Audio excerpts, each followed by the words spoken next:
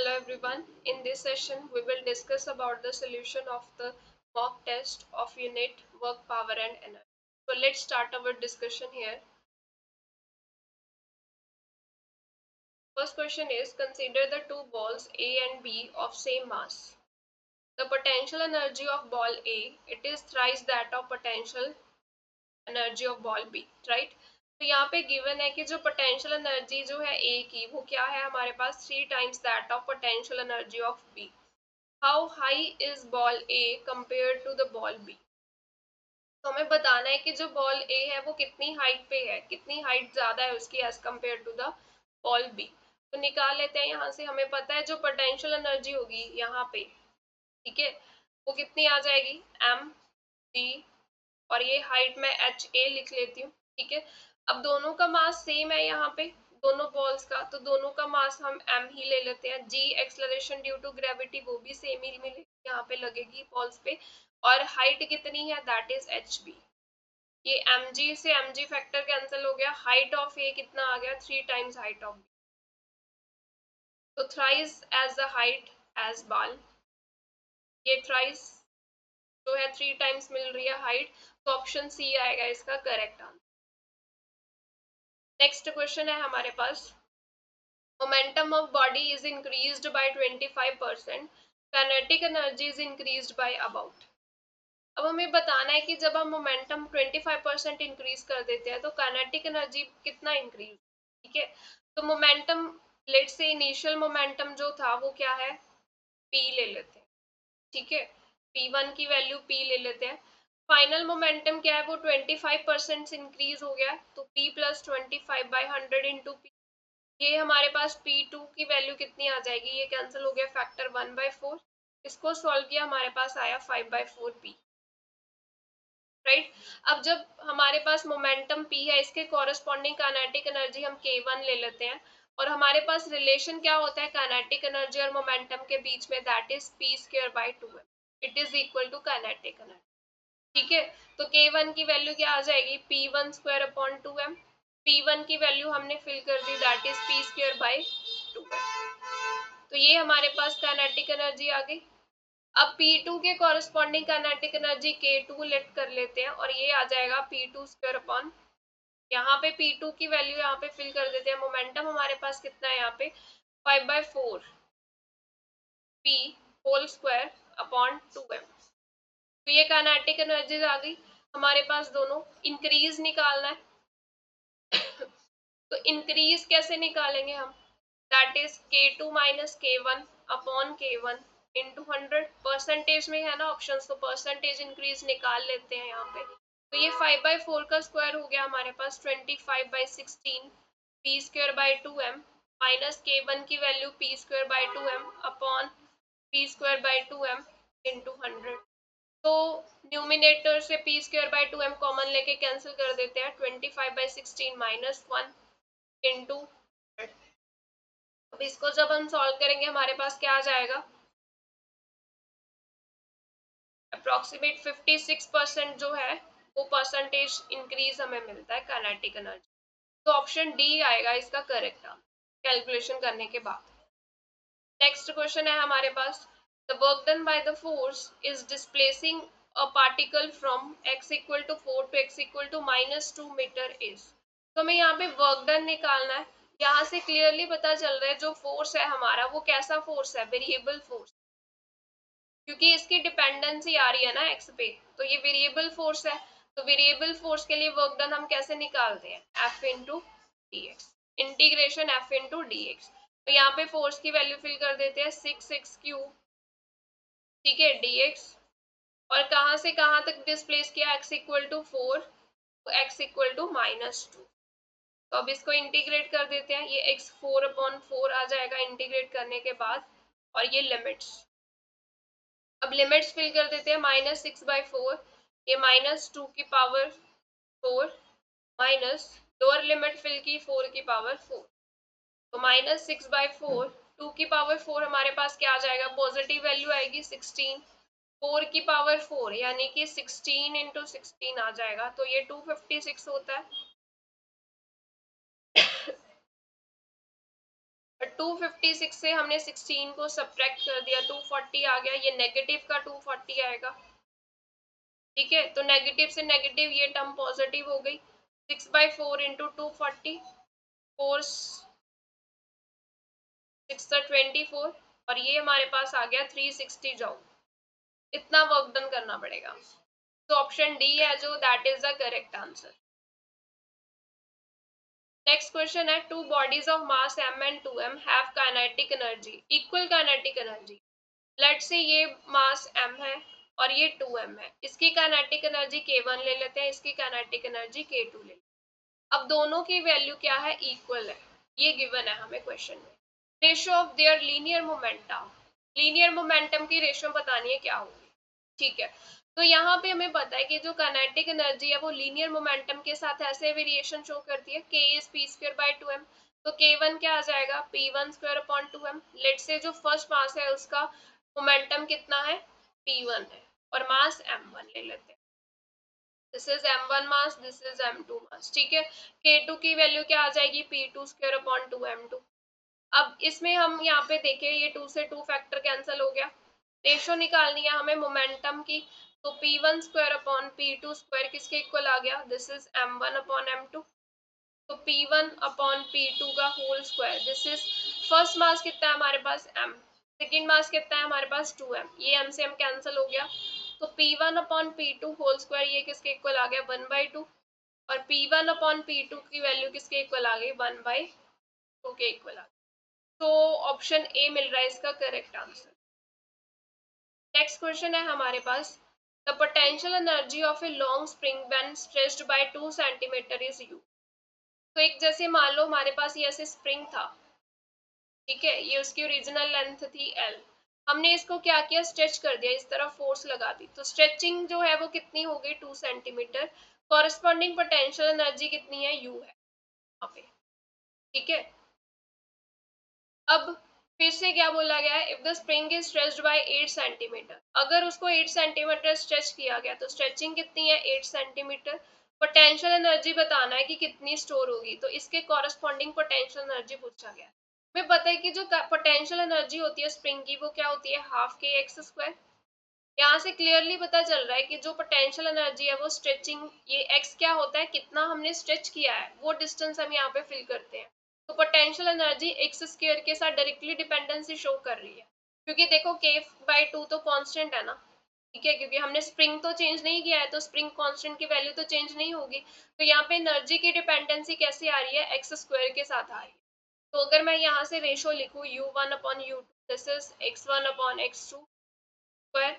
ठीक है, तो u1 क्या है हमारे पास, चलो x1 की वैल्यू फिल कर देते हैं 2, और ये हमारे पास क्या है 8, ये इसका स्क्वायर हो गया। ठीक है, u1 की वैल्यू u2 की वैल्यू निकालनी है, दिस इज 4/64, तो ये मिला मुझे 16, और यहाँ से u2 की वैल्यू कितनी आ गई, 16। ठीक है, तो ऑप्शन ए आएगा इसका करेक्ट आंसर। नेक्स्ट क्वेश्चन है हमारे पास, for the given diagram choose the correct statement, consider the frictional forces absent. तो हमें ये डायग्राम गिवन है, ठीक है, ये कोई ऑब्जेक्ट है, ये इस तरफ क्या है, v वेलोसिटी से जा रही है, जब ये v वेलोसिटी से इस तरफ जा रही है तो ये ऐसे ऊपर चली गई, यहाँ पे आ गई मूव करके। ठीक है, तो यहाँ पे फ्रिक्शनल फोर्सेस जो है वो एब्सेंट है, ये उन्होंने क्वेश्चन में मेंशन किया। तो फर्स्ट ऑप्शन क्या है हमारे पास, kinetic energy is being permanently lost, ये गलत ऑप्शन है। क्यों, क्योंकि यहाँ पे जब वो मूव कर रहा है इस पोजीशन पे उसके पास क्या है, काइनेटिक एनर्जी है। जब वो ऊपर जा रहा है, जब वो आगे मोशन में चले गई ऑब्जेक्ट, वो यहाँ पे पहुंची, तो आप यहाँ से देख सकते हो कि यहाँ पे उसने क्या किया है, एक हाइट गेन की है, थोड़ी सी हाइट गेन की है अपने ओरिजिनल लेवल से, यानी कि यहाँ पे उसके पास क्या है, पोटेंशियल एनर्जी है। तो काइनेटिक एनर्जी जो है वो लॉस नहीं हुई है, बल्कि काइनेटिक एनर्जी किस में कन्वर्ट हो गई, उसके पोटेंशियल एनर्जी में। तो law of conservation of energy यहाँ पे वैलिड रहेगा, क्योंकि एनर्जी लॉस यहाँ पे नहीं है। ऑप्शन बी आएगा इसका correct answer, there is no energy loss, क्योंकि फ्रिक्शनल फोर्स एब्सेंट है, तो कोई भी एनर्जी लॉस नहीं हो रहा है यहाँ पे। तो जितनी उसके पास काइनेटिक एनर्जी थी, जब वो यहाँ से इस पोजीशन से मूव करके इस पोजीशन पे आए, ए से बी तक चले गए, तो ये ऑब्जेक्ट की जो काइनेटिक एनर्जी थी वो किस में कन्वर्ट हो गई, पोटेंशियल एनर्जी में। यहाँ पे कोई भी एनर्जी लॉस नहीं हो रहा, तो ऑप्शन बी आएगा इसका करेक्ट आंसर। नेक्स्ट क्वेश्चन है हमारे पास, A force of 10 Newton is applied on body for 3 second. तो एक बॉडी पे फोर्स अप्लाई की है 10 न्यूटन, कितने टाइम के लिए अप्लाई की, 3 सेकेंड के लिए अप्लाई। कॉरस्पॉन्डिंग डिस्प्लेसमेंट इज, अब जब बॉडी पे फोर्स लगाई तो ऑब्वियस है वो डिस्प्लेस्ड होगी अपनी पोजीशन से, तो डिस्प्लेसमेंट कितनी है, 6 मीटर। हमें यहाँ पे पूछा गया पावर ऑफ सोर्स कितना होगा। पावर हमारे पास क्या होता है, वर्क अपॉन टाइम। वर्क को हम क्या लिख सकते हैं, force into displacement upon time. तो फोर्स कितना है 10, डिस्प्लेसमेंट इज 6, टाइम इज 3, तो ये यहाँ से कैंसिल कर दिया। पावर हमारे पास क्या आ गया, 20 वॉट।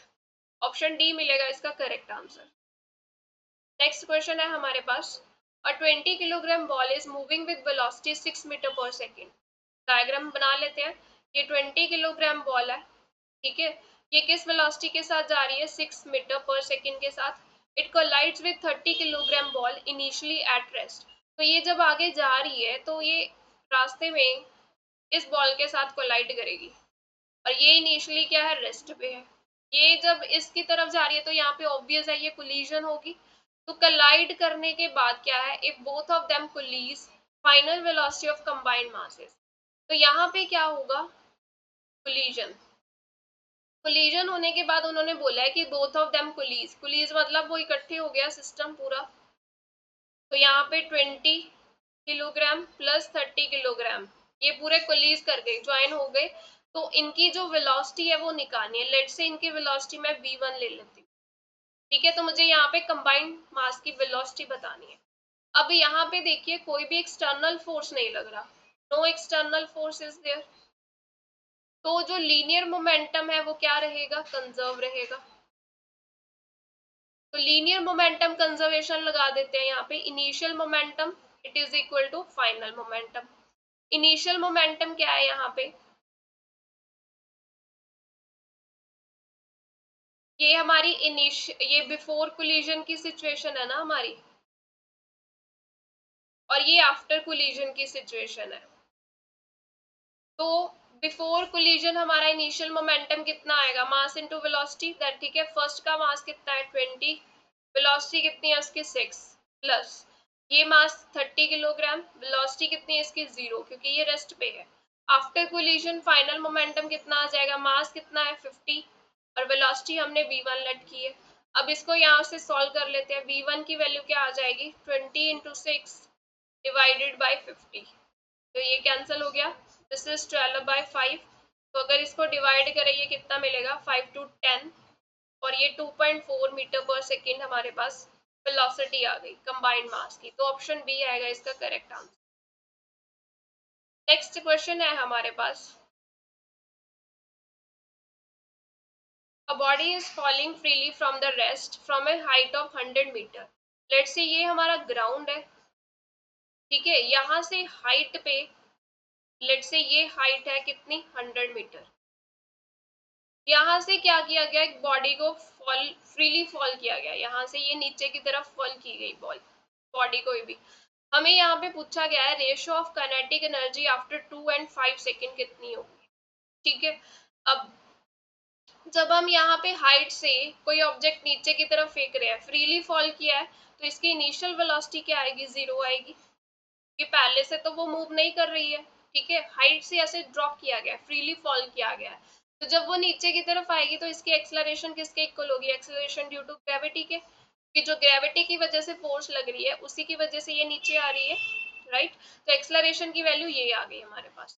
अब हम वैल्यू निकाल लेते हैं कि टी 2 सेकेंड के बाद उसकी कितनी वेलोसिटी होगी। आफ्टर 2 सेकेंड वेलोसिटी कितनी होगी, v1 ले लेते हैं, this is u plus at। ये इक्वेशन यूज कर लेंगे हम, काइनेमेटिक इक्वेशन, ठीक है। क्योंकि ऑब्जेक्ट की जो एक्सेलरेशन है वो कांस्टेंट है, वो तो चेंज नहीं हो रही है, g ही है। तो यहाँ पे काइनेमेटिक इक्वेशन ये ले लेंगे, ठीक है।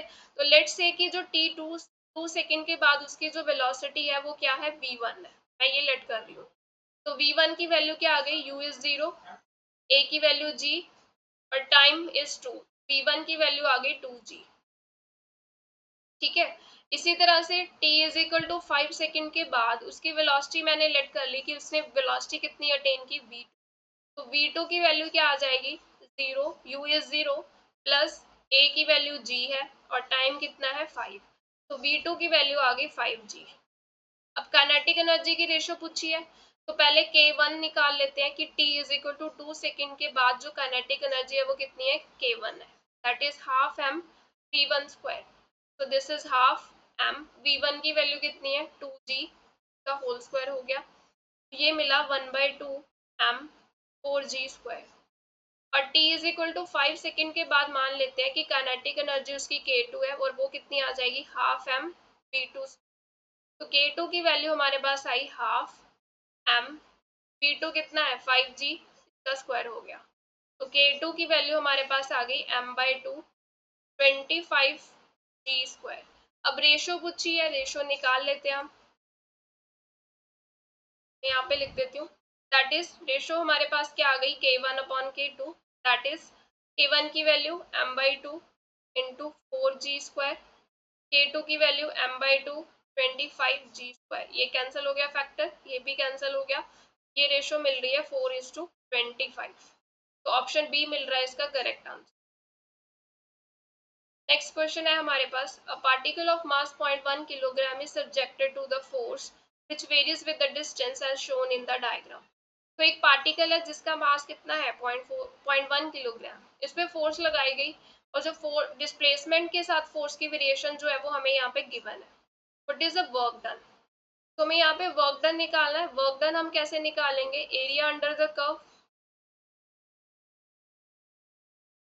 ठीक है, हम इस कर्व का एरिया फाइंड कर लेते हैं, हमारे पास क्या आ जाएगा, वर्क डन आ जाएगा। कैसे पता चला कि अगर मैं यहाँ पे छोटी सी स्ट्रिप भी ले लूँ, ये वाली, ठीक है, तो ये वाला इसका डिस्प्लेसमेंट हो गया dx, लेट्स से स्मॉल लिया है हमने पार्ट ये वाला, ठीक है, और ये जो है ये क्या रिप्रेजेंट कर रहा है, फोर्स। तो अगर मैं इस स्ट्रिप का एरिया निकालूं तो एरिया क्या मिलेगा इस स्ट्रिप का, f इंटू डी एक्स। तो फोर्स इंटू डिस्प्लेसमेंट ही क्या होता है हमारा, वर्क डन होता है। तो अगर हम ऐसे छोटे छोटे स्ट्रिप्स और काटते जाएं, उनको सबको कंबाइन कर दें एरियाज निकाल के, तो एरिया अंडर कर्व मुझे क्या बताएगा, वर्क डन बताएगा, ठीक है। तो हम वर्क डन निकाल लेते हैं, यहाँ पे मैं नेमिंग कर देती हूँ पॉइंट्स की, ए, दिस इज बी, दिस सी, चलो ये बी ले लेते हैं, दिस इज सी, डी, और ये पॉइंट है ई। अब वर्क डन कैसे निकालेंगे, एरिया का वर्क जो हो रहा है यहाँ पे, मैं इसको इरेज कर देती हूँ, एक सेकेंड।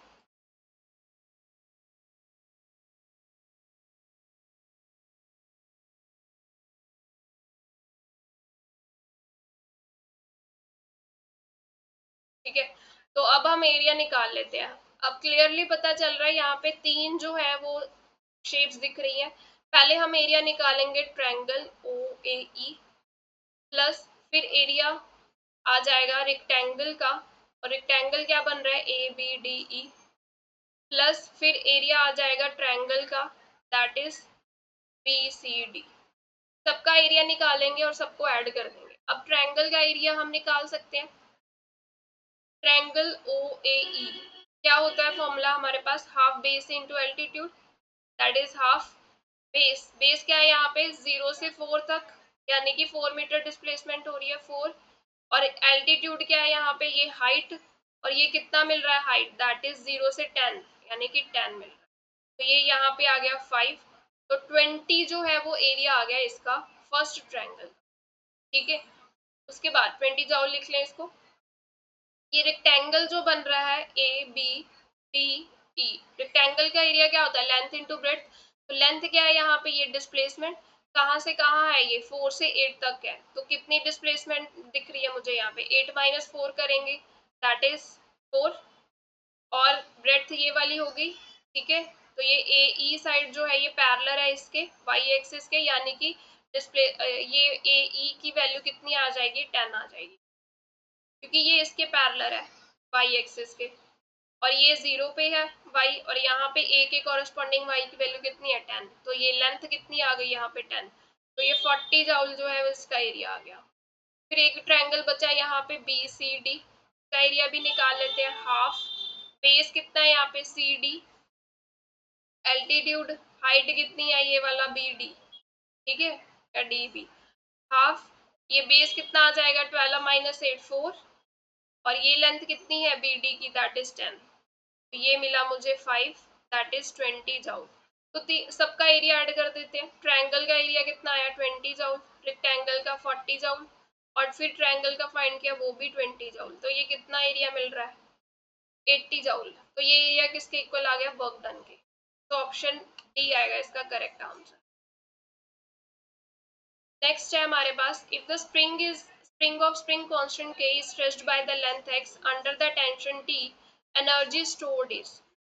तो यहाँ पे क्या बोला गया है कि हमारे पास क्या है, लेट से ये हमारे पास एक स्प्रिंग है, ठीक है, ये इसका स्प्रिंग कांस्टेंट k है, ये इसकी ओरिजिनल लेंथ है लेट से, ठीक है।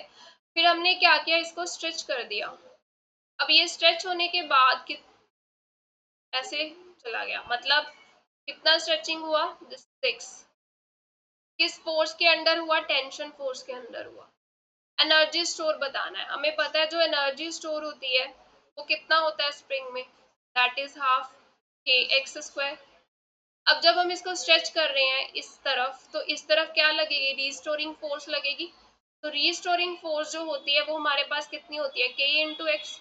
अब यहाँ पे किसके अंडर ये स्ट्रेचिंग हो रही है, टेंशन फोर्स के अंडर, तो यहाँ पे T इज इक्वल टू के एक्स लिख सकते हैं कि हमने नीचे की तरफ स्ट्रेच किया है, तो अंडर टेंशन उन्होंने बोला कि स्ट्रेचिंग हो रही है, तो टेंशन फोर्स क्या कर रही है, उसको रीस्टोरिंग फोर्स प्रोवाइड कर रही है। तो यहाँ से हम x की वैल्यू अगर निकाल ले क्या मिलेगा, T बाई के। तो ये जो एनर्जी स्टोर है इसमें वैल्यू फिल कर देते हैं, तो एनर्जी कितनी आ जाएगी स्टोर हमारे पास, हाफ के, x की वैल्यू क्या आ गई T बाई के का होल स्क्वायर। तो ये मिला हाफ के टी स्क्वायर अपॉन के स्क्वायर, ये कैंसिल हो गया एक के, और ये मिला टी स्क्वायर अपॉन 2 के। ऑप्शन बी मिल रहा है इसका करेक्ट आंसर। नेक्स्ट क्वेश्चन है हमारे पास, a block of mass 100 gram slides on the rough surface. तो रफ सरफेस पे एक जो ब्लॉक है जिसका मास कितना है 100 ग्राम है, ठीक है, ये रफ सरफेस पे, जैसे ये रफ सरफेस है, ये इस पे स्लाइड कर रहा है। If the speed of block decreases from 10 meter to 5 meter per second, thermal energy developed in the processes। तुम्हें बताना है कि जो जब ये ब्लॉक यहाँ पे मूव कर रहा है, ठीक है, स्लाइड कर रहा है रफ हॉरिजॉन्टल सरफेस पे, इसकी पहले इनिशियल वेलोसिटी कितनी थी 10 मीटर पर सेकेंड थी, फाइनल कितनी हुई 5 मीटर पर सेकेंड, मतलब डिक्रीज हो रही है वेलोसिटी। तो थर्मल एनर्जी कितनी प्रोड्यूस हुई है इस प्रोसेस में वो हमें बताना है। तो थर्मल एनर्जी मतलब, क्योंकि वेलोसिटी जो है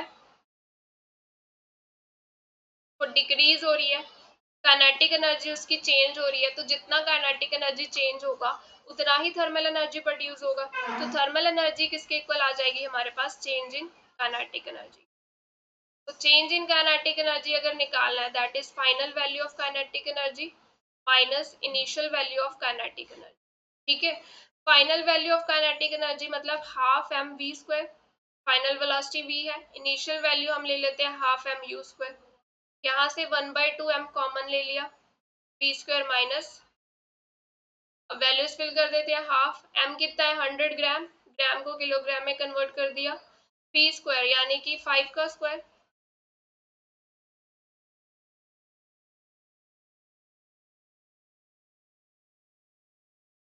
5 का स्क्वायर आएगा ना, और u कितना है 10,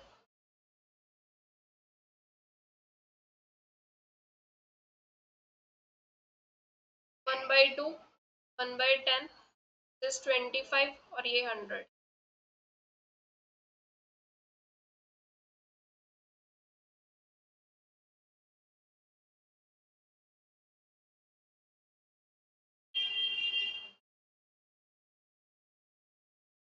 5 4 20, तो ये कितना मिल रहा है 15/4, नेगेटिव साइन क्या शो कर रहा है, क्योंकि काइनेटिक एनर्जी डिक्रीज कर रही है ना, जैसे देखो ये डिक्रीज को ही शो कर रहा है नेगेटिव साइन, ये जो नेगेटिव साइन आया है, ठीक है। तो 15/4 को अगर हम डिवाइड करेंगे हमारे पास कितना आ जाएगा 12, 3 12 हो गया, और ये 30 और 7 28, 3.75 जूल जो है वो इसका आंसर है। ऑप्शन डी आएगा इसका करेक्ट आंसर। नेक्स्ट क्वेश्चन है हमारे पास, if the potential energy of two molecules is given by this then at equilibrium is. यहाँ पे स्टेटमेंट में कुछ गड़बड़ लग रही है क्योंकि दोनों टर्म्स यहाँ पे नेगेटिव नहीं होनी। चलो देखते हैं। पोटेंशियल एनर्जी यहाँ पे मॉलिक्यूल्स की गिवन है हमारे पास -A/R12 -B/R6। इसमें क्या होता है, एक अट्रैक्टिव टर्म होती है, अट्रैक्शन को रिप्रेजेंट करती है, एक रिपल्सन को रिप्रेजेंट करती है। तो यहाँ पे एक टर्म पॉजिटिव होनी चाहिए और एक टर्म नेगेटिव होनी चाहिए। तो ये इक्विलिब्रियम पोजीशन पे डिस्टेंस पूछा गया है क्योंकि r⁶ की वैल्यू निकालनी है, तो dv/dr को 0 कर देंगे, ये वैल्यू फाइंड करेंगे, यहाँ से हमारे पास इक्विलिब्रियम डिस्टेंस जो है वो मिल जाए। लेट्स से मैं ये टर्म पॉजिटिव ले लेती हूँ, बी वाली करके देखते हैं ऑप्शन अगर मैच कर। तो ये dv/dr निकाला हमने -A/, ये क्या आएगा -12 ऊपर r⁻13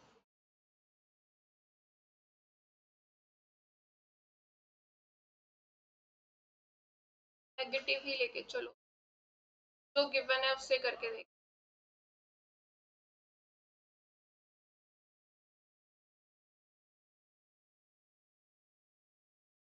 ये -6b/r7 इज इक्वल टू 0।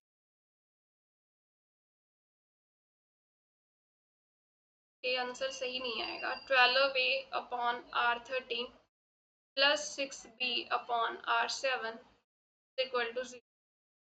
ये 12a/r13 माइनस 6b/r7, ये 12a/6b, ये नेगेटिव साइन, और दिस इज r⁻13/r7। ये -2a/b आ रहा है r⁻6। तो ऑप्शन तो है ही नहीं, पॉजिटिव वैल्यू ना यहाँ पे एक टर्म पॉजिटिव आएगी, ये पॉजिटिव लेके चले हम, देखते हैं क्या बनता है। ये पॉजिटिव है तो ये यहाँ पे नेगेटिव साइन आ जाएगा, तो ये नेगेटिव है तो ये पॉजिटिव बन जाएगी टर्म, तो ऑप्शन डी आएगा इसका करेक्ट आंसर।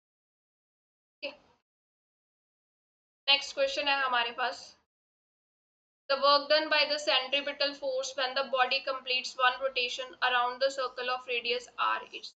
तो एक ऑब्जेक्ट है वो क्या कर रही है, एक रोटेशन कंप्लीट कर रही है, ठीक है, one rotation round a circle, circular path में मूव कर रही है जिसका रेडियस क्या है r है। हमें वर्क डन बताना है सेंट्रीपिटल फोर्स की वजह से कितना हो। तो वर्क डन क्या होता है हमारे पास, F डॉट डिस्प्लेसमेंट। जो सेंट्रीपिटल फोर्स है वो हमारी किस तरफ लगती है, टुवर्ड्स द सेंटर, ठीक है। मान लो पार्टिकल यहाँ पे है, सेंट्रीपिटल फोर्स इस तरफ लगेगी और पार्टिकल की वेलोसिटी इस तरफ होगी, और जिस डायरेक्शन में वेलोसिटी होती है उसी डायरेक्शन में डिस्प्लेसमेंट मिलेगी। तो यहाँ पे क्या हो रहा है कि जो एंगल है वो 90 डिग्री है फोर्स और डिस्प्लेसमेंट के बीच में। तो एंगल 90 डिग्री हो गया तो वर्क डन क्या मिलेगा, Fs cos 90 that is 0।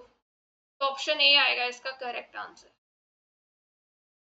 Next question है हमारे पास, particle of mass m, it is moving with velocity v, strikes the stationary particle of 2m and sticks to it। तो क्या है, एक पार्टिकल है जिसका मास क्या है m है, वो किस वेलोसिटी के साथ जा रहा है, v वेलोसिटी के साथ जा रहा है, और स्टेशनरी पार्टिकल है दूसरा, वो m के साथ कोलाइड कर रहा है, ठीक है। कोलाइड होने के बाद क्या हो रहा है, इट स्टिक्स टू इट, तो दोनों यहाँ पे कंबाइन हो गए। स्पीड ऑफ सिस्टम पूछा गया है, तो लेट से इसकी स्पीड मैं v1 ले लेती हूँ, तो v1 की वैल्यू बतानी है।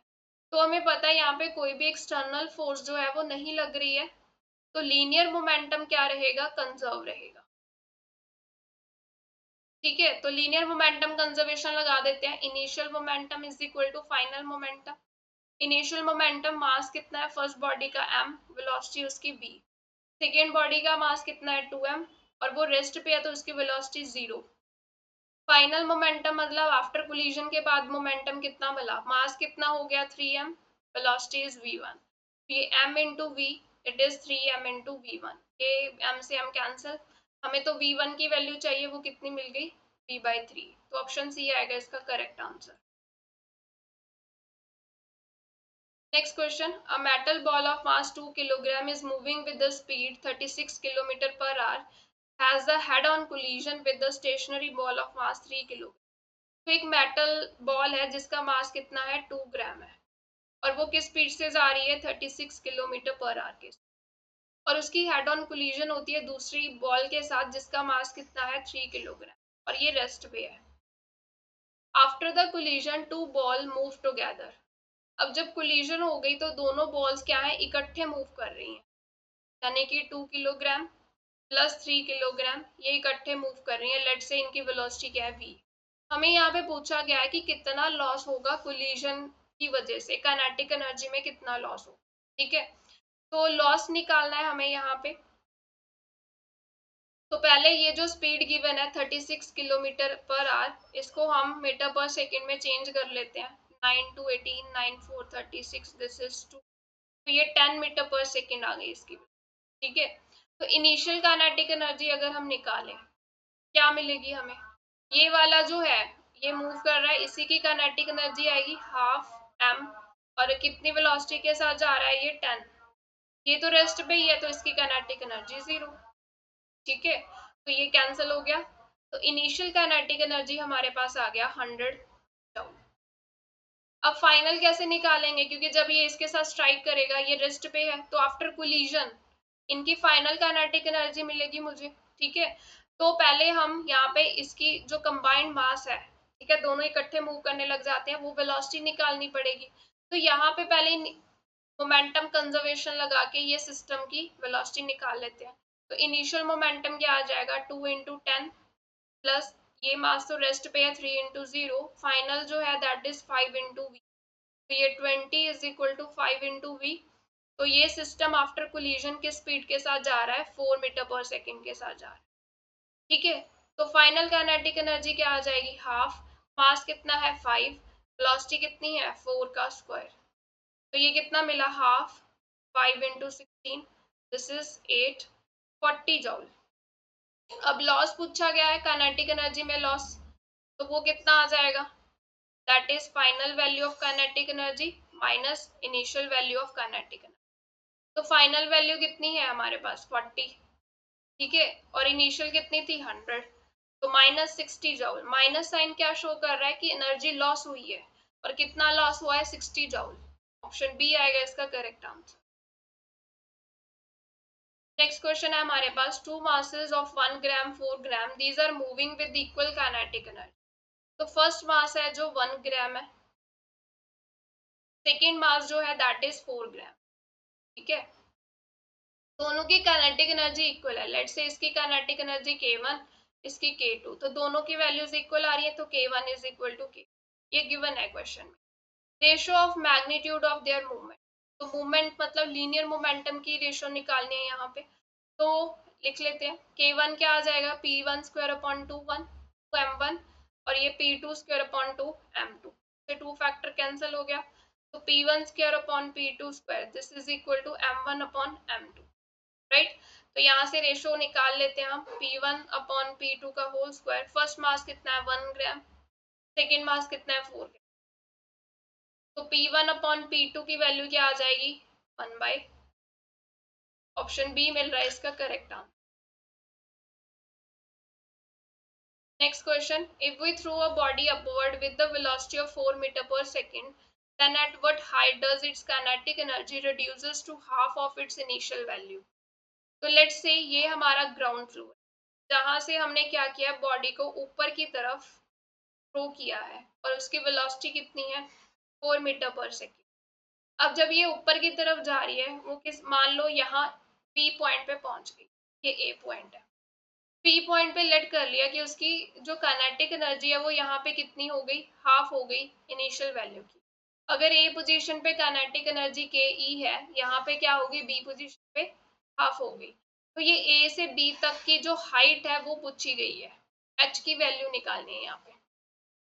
यहाँ पे law of conservation of energy लगा देते हैं हम।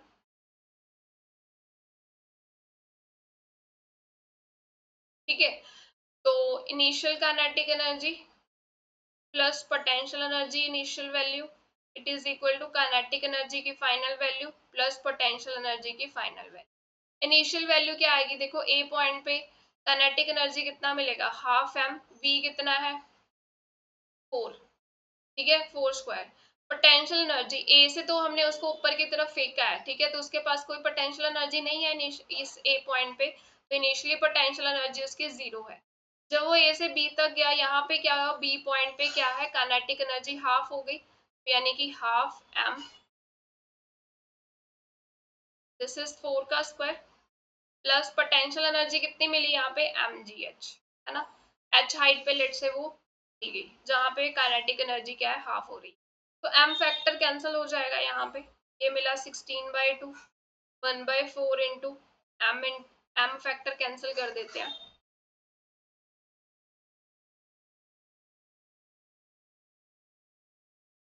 1/4 into 16 plus G into H, तो ये मिला 8, ये मिला 4, 8 is equal to 4 plus G H, this 8 minus 4 4 is equal to G into H, H की वैल्यू क्या आ गई 4/जी, और जी की वैल्यू क्वेश्चन में मेंशन है 10, तो हाइट कितना मिला 0.4 मीटर, ऑप्शन ए आएगा इसका करेक्ट आंसर।